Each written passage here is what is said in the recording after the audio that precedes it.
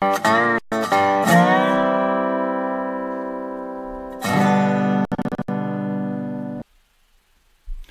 morning, everybody, and welcome back to Coffee with Craig. I am your host, Craig DeLuz. This is my coffee, and that right there is the rest of my coffee. Anyway, thank you so very much for tuning in. We are brought to you by Sacramento Black Rifle and Sparks Black Rifle, two gun stores, avid supporters of the Second Amendment and the right to keep and bear arms, and our partners here on Coffee with Craig. So please make it a point. Visit them online. Check them out. Fantastic stores, great owners. Also, want to remind you guys to please like and share our video feed, whether it's on YouTube or on Facebook, because I know a lot of folks aren't on Facebook, but they do watch us on YouTube. So please subscribe to our YouTube channel. Follow us on Facebook. We have a lot of stuff. There's always stuff going on from coast to coast. There are things that are happening on Facebook. There are things that are happening, and we're letting you guys know about it on Facebook. Also, go to our website, firearmspolicy.org. That's firearmspolicy.org. Subscribe to our emails. That is the most direct place where we can get direct information to you about our fire missions and things that are going on. Once again, those are all the ways in which you can get a hold of us and join us as we fight for our civil rights. Let's get into today. Oh, before we get into today's topic, once again, reminding you guys, the FPC Gear store is open. We are selling our very popular Gadsden flag, Don't Tread on Me t-shirts. No, the firearm does not come with the t-shirt, but you can be more than happy to go to Sacramento or Sparks Black Rifle and get yourself a firearm to go with your very cool t-shirt. But we've also got other designs that are available for you there at FPC Gear. These are just some of the designs that will be available for you. I would like to encourage you to take advantage and know that every dollar that you go is going to help support our right to keep and bear arms. And where do you purchase these things? You can purchase them at fpcgear.com. That's fpcgear.com. It is that simple. Okay, moving right along on to today's topic. Now, just so you guys know, there seems to be a trend that is taking place on the national level, and that is the targeting of students who either choose to speak out in support of the Second Amendment or who tend to engage in the Second Amendment on their own free time under the supervision of their parents. There has been instances where students have gone to the shooting range with their parents, once again, totally legal, not engaging in any illegal activity, and yet and still have been the subject of either investigations or, in some cases, suspensions by their school. Now, we talked to you about an incident that occurred earlier in the year where two guys, right around the national walkout, decided that they were going to go to the gun range, and once again, went supervised by their parents, posted a picture online of them, and they got suspended. Well, here's another incident. This was a young man who was there at the Parkland High School shooting, and has been very vocal when it comes to the Second Amendment. Well, guess what? He got in trouble at school for going to the gun range and posting a picture of it. Check it out real quick. Kyle Kashev was there that day at Parkland. He's a survivor of the shooting. He's a high school student in Parkland. He says he was recently called in for questioning by school officials for daring to go to a gun range with his dad. Kyle joins us tonight. So Kyle, thank you for coming on. Am I misstating that? Tell us what you did that earned you a trip to visit with armed authorities at your school. What was your crime? It wasn't even a trip. It was an interrogation. It was a clear attempt to intimidate me, and they used very, very, very harsh intimidation tactics. I mean, at the end of the day, I went shooting with my dad at a gun range. I mean, I did everything peacefully. I went shooting with my dad, and I did absolutely nothing wrong. I mean, I posted a video of me showing my admiration for the Second Amendment and telling people to educate themselves about the Second Amendment because we can't trust our government to defend ourselves. So you went to a gun range with your dad, which I think is still legal in this country, and you'd think that we would encourage this because you learn gun safety and how to handle a gun appropriately. You didn't misuse it, You got called in and interrogated. What questions could they have asked you? What would be the interrogation? So I come into the office, okay, and it was all very, very weird. I sit down, and the school resource officer goes like this. He says, "Kyle, you're taking 5 AP classes. You're such a good student. Why would you do something like this?" And I was in shock. And I was like, "What do you mean?" He's like, why'd you do something like this? And they came in there with the notion that I had done something wrong by going to a gun range. So I was like, "What do you mean?" He's like, "Well, you tweeted out a video of you at a range." I said, "Did you see the tweet?" He said, "No, I didn't see the tweet. I don't do Twitter." So I'm like, "Well, then check the tweet." The tweet in itself was a video of me shooting a firearm, telling people to educate themselves about the Second Amendment. So we talk back and forth, and then the Broward Sheriff's Officer comes into the room. He comes in the room, he sits right behind me, very, very, very close. And then the interrogation truly starts. They go, "Whose gun is it? Who'd you shoot it with? Why'd you shoot it? Who'd you shoot it with? Is it your gun? Is it your dad's gun? When did you go?" And at this entire time, I was like, did I do anything wrong? I mean, it's still America. Last time I checked, I can go to a gun range and shoot it peacefully. And then I said, "What? Like, did I do anything wrong?" And they said, "Don't get snappy with me." And then I was like, "All right, can I record this?" And they said, "No." And I mean, in reality, they did not allow you to record the conversation. Why? Nope. I explicitly asked. I asked the school resource officer, "May I record this?" And he said, "No." And you told them, you were clear that you were with your father. Mm-hmm. And that they were they tried to somewhat tell me, or to intimidate me, to somehow incriminate my father. It was a real push. They came in there like knowingly saying that I was at fault for exercising my Second Amendment right at a gun range. And it comes down to this. Why should I be interrogated for peacefully going to a gun range? I asked them, I was like, "Did I do anything wrong?" They said, "No, you're not a threat." So why are they calling down me? Why are they calling down me? Is every single individual going to a gun range going to be called down? What is the end to it? Because it's a clear road to tyranny. Well, maybe because I have children, I sympathize with your father. He's an adult American citizen, correct? Yeah. I mean, he has a right to take his son where he wants within the bounds of the law without getting second-guessed by some school person. I mean, it's pretty... Absolutely. Finally and quickly, what did he say about this? My dad has been in shock. He doesn't understand how something so small can turn into something like, why was my son being interrogated? The school resource officer hadn't even called my father about this. They didn't even know I was going to meet him.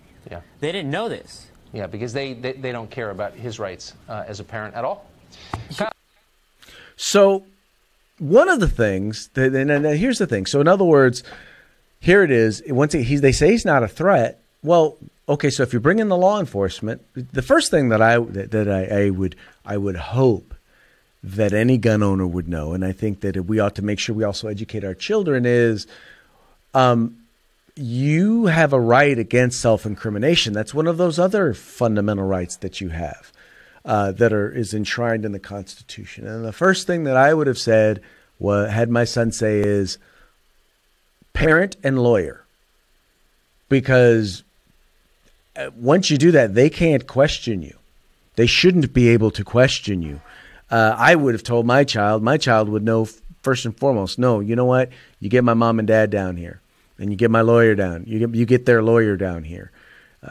Because that's the way in which, that way in which you can protect the rights of your child. But here it is. Why were they questioning a minor without his parents present? And it wasn't just school officials. It was law enforcement was questioning him without his parents there. Once again,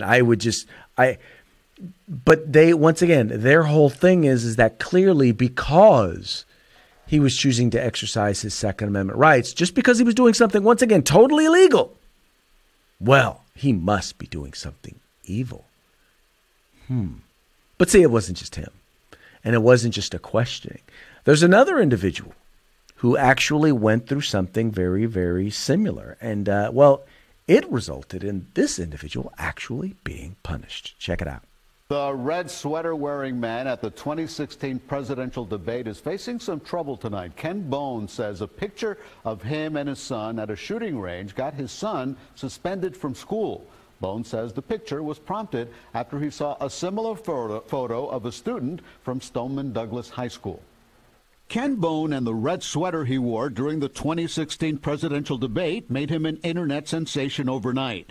Now it seems the digital world has come to haunt him. I shared a photo on social media of me and him at the gun range. I was teaching him how to shoot. Him as in his 14-year-old son, now suspended from the St. Clair, Illinois Regional Office Safe School. One of the school administrators saw that, and I got a call saying that my son couldn't come back to school until the police investigated. Bone says he shared the 2-year-old picture out of sheer innocence, showing his support for Kyle Kashuv, a Marjorie Stoneman Douglas student who does not support gun control.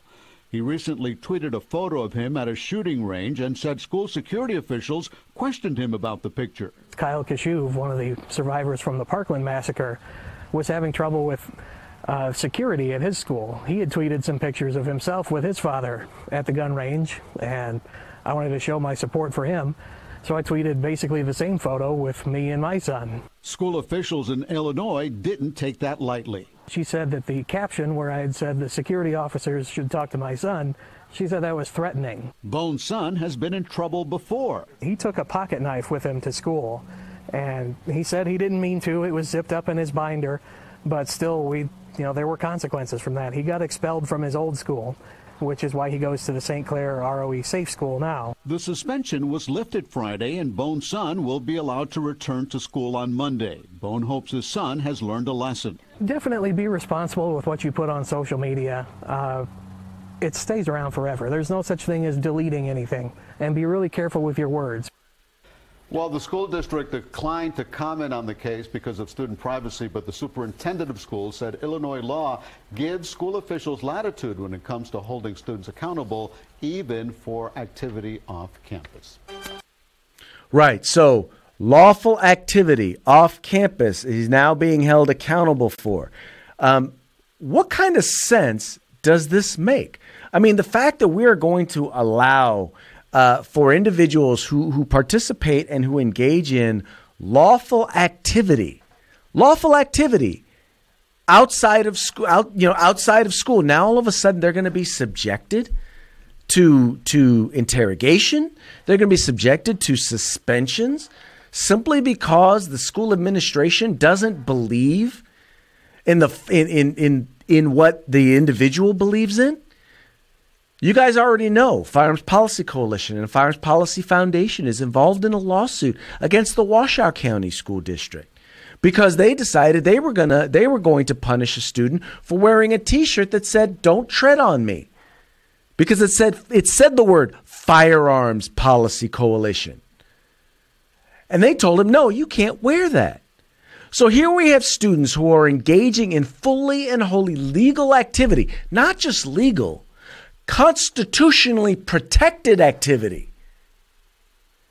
In the first two cases on their own time, and the other engaging in free speech, which, by the way, clearly they don't have a problem with, seeing as how they didn't suspend students for walking out in support of gun control. By the way, did you notice in that last video how they said that this individual, Kyle Kashuv, he's against gun control instead of saying he supports the Second Amendment? Or he supports gun rights? No, they have to make him against something. Well, I'm against stupidity. And clearly, these educational institutions have demonstrated not just a lack of wisdom, not just an ignorance when it comes to the Constitution, whether it comes to free speech, due process, and the Second Amendment. But clearly they are just stupid if they honestly and truly think they can get away with this. You notice what happened with that one student, the student from Illinois. You notice after the media got involved, they lifted the suspension and allowed him to go back to school. That's because they know they're wrong. That is because they know that they are wrong. And if there's one thing that we've discovered, it's kind of a twofold thing that we've discovered in some of the lawsuits that we've done. The first thing is that institutions, government in particular, are trying to use our Second Amendment rights. Because we choose to engage in our Second Amendment rights, they're trying to take away other fundamental rights: free speech, due process, private property, right? But not only that, we're also, though, finding that when we go to court, that because they're going after and they're attacking other fundamental rights. We're also finding that, we're having a better chance in court when it comes to a lot of those things. We're finding that even the courts are starting to recognize that you cannot just on a whim deny fundamental civil rights.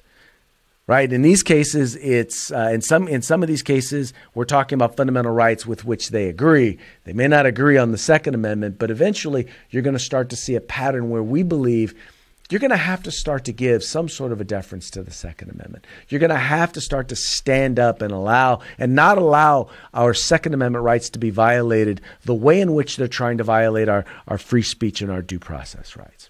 So, folks, once again, to those parents, to those dads who took their sons to the shooting range, and they posted the pictures.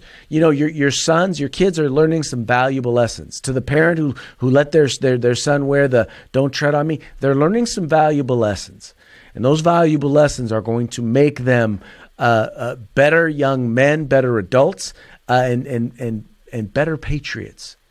They're going to be better patriots for it. So, I wish I could say that the fight for civil rights was an easy one and that we weren't going to encounter conflict.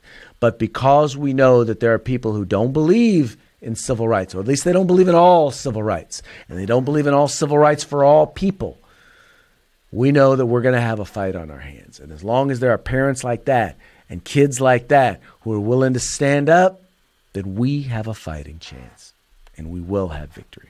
All right, folks, that's going to be it for today's Coffee with Craig. Thank you so much for tuning in, and thank you for being a part of the fight for civil rights. Remember, we got to use them or we're going to lose them.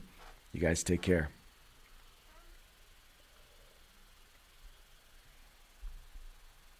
If you like our videos, follow, subscribe, like, and share.